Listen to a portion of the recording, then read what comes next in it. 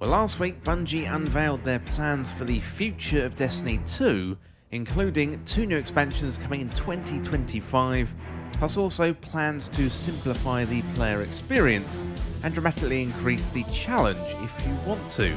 Well, today I'm going to look further into Bungie's plans and ask the questions, is this enough? And will Frontiers save Destiny 2? If you enjoy this video, don't forget to hit that subscribe button down below for even more Destiny 2 content. Okay, first of all, let's have a look at the roadmap that Bungie shared last week. So we've got 2 expansions in 2025, codenamed Apollo and Behemoth. And Apollo comes out in summer 2025 and Behemoth comes out in the following winter. So expansions include new stories, new locations, missions, weapons, gear, and also raids and dungeons as well. So those worried that Destiny 2 would no longer have the resources to put together endgame PvE content like raids and dungeons should have their fears allayed. But it is worth noting that reports have said these expansions are going to be smaller, or definitely smaller than the Witch Queen and the Final Shape. I would imagine they're probably going to be the size of Shadowkeep. Well, seasons now appear to last 6 months and contain 2 major updates 3 months apart. Seasons include new and reprised activities, new gear and artifact mods, new sandbox meta, and also new events as well. So new events is a very, very interesting thing. Hopefully that's not just the same events with a coat of paint. Hopefully they are actually new events. That would be very, very welcome. Plus, we're going to get a rewards pass for each of these major updates, and that includes all of the things you'd normally expect from a rewards pass. Well, Bungie went into a lot of detail, and you are free to check out that detail on bungie.net, and I'll link that down below for you.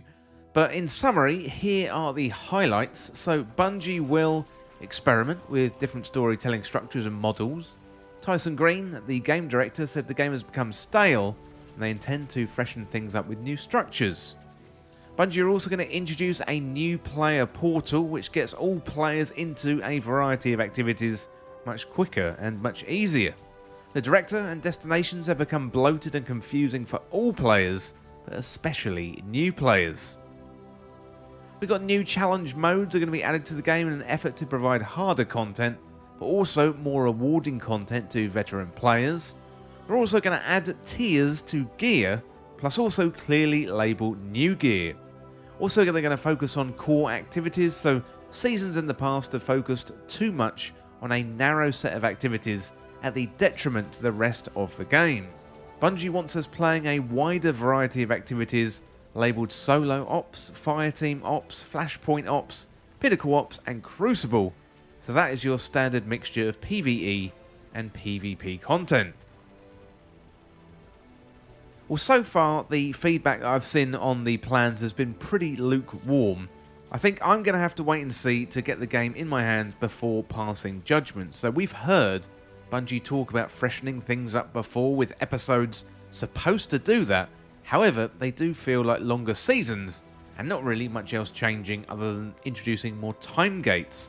However, I am willing to give Bungie a fair chance and wait and see. So Bungie, they are looking to address a couple of player problems here with this new strategy. The new player experience is tough in the game right now. It's difficult to know what to do and what your goals are, so new players are going to drop off very, very quickly. Long-time players, they're so powerful that content just becomes boring and repetitive, so Bungie hope that introducing new challenge tiers to the game is going to help. Destiny 2 has become formulaic, and that means it's predictable and the model is just stale. Well, for a couple of years now, we've had an expansion, seasons, reprised raids, new dungeons, and we've been in that pattern, and it's just about run its course. We need something new, and Bungie are finally talking about it in public. Admitting that you've got a problem is the first step. Finally, Bungie have talked about setting up a new multi-year saga. Having long-term goals in a live service game is very, very important to players and fans. They need some reassurance their effort is working towards something. Bungie, not that long ago, nailed the Final Shape, and there's no reason why they can't claw back player sentiment and do it all over again. Well, first of all, let's have a look at the new players. So the portal aims to help solve the new player problems. So we've got mock-ups in the articles here shared, and that highlights what you need to do and where you need to go. So the traditional director with the map and going into different planets and moons, that is still available. But if you're new, having explicit instructions on what you can do and where you can go, I think that is a very good move indeed. So the new player experience was revamped in 2020 with Beyond Light, with the introduction of the Cosmodrome and Shorhan and all that stuff. And it entered the game as a replacement to the Red War campaign, as that was sunset, and that was Destiny 2's original story. And I'm hopeful that this new portal, this new player activity, and this UI is going to help out with new players. Retaining new players and getting them into meaningful activities quickly is key to getting players come back time and time again, plus also tell their friends that Destiny 2 is actually worth playing. Yeah, there's a lot of high quality free to play games out there, and I imagine you don't have much time to hook players, and right now Destiny 2 is failing new players, and you could argue it's been failing new players for quite a long time. Next up, let's have a look at what Bungie's going to do for veteran players.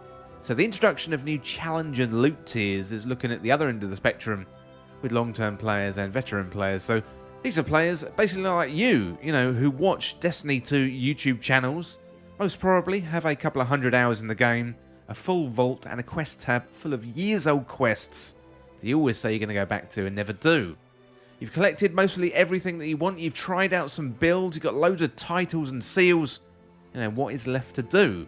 I've got that feeling that Bungie is aiming to retain long-term players by widening the net of activities that contribute towards a season or an episode. So, for example, let's have a look at episode Echoes. We've got Battlegrounds and the Vex-inspired weapon set.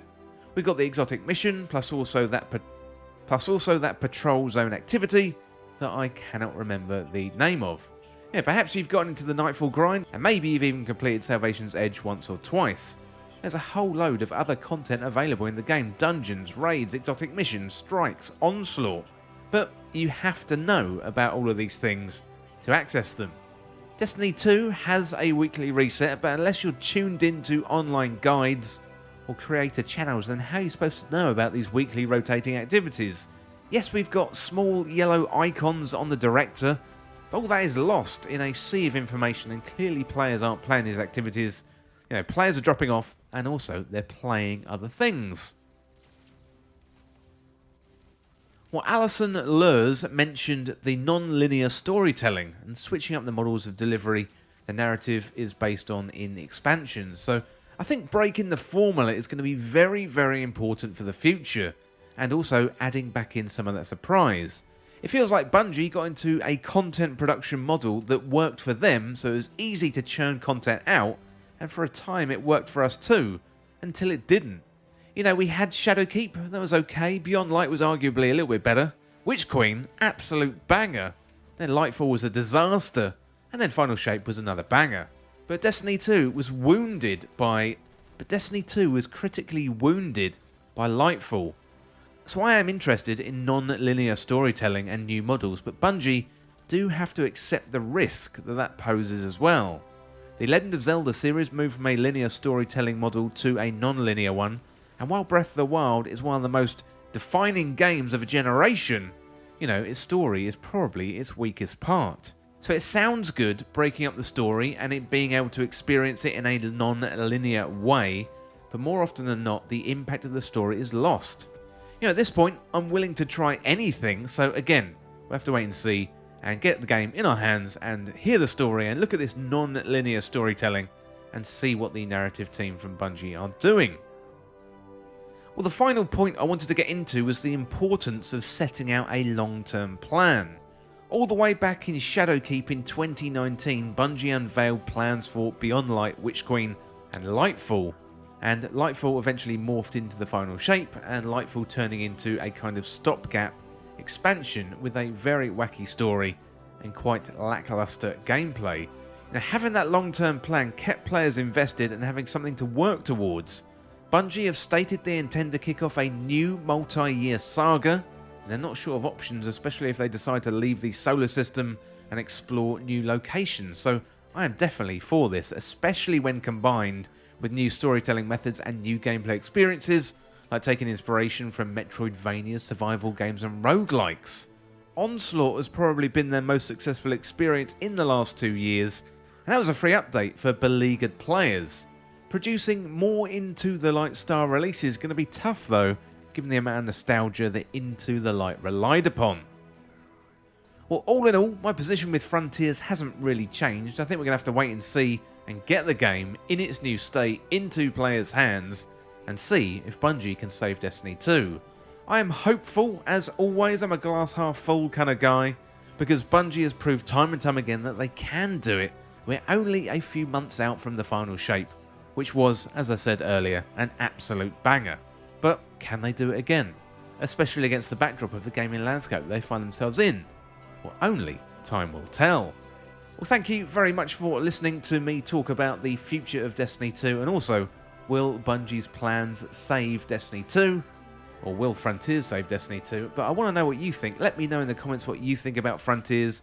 Are you excited about this roadmap, and do you think this is going to help save Destiny 2 and bring players back to the game? I would love to hear what you think. Well, thank you so much for watching. As always, you can hit that subscribe button down below for even more Destiny 2 content here on Endgame Express. You can also like the video and share the video too. That would help me out here on the channel.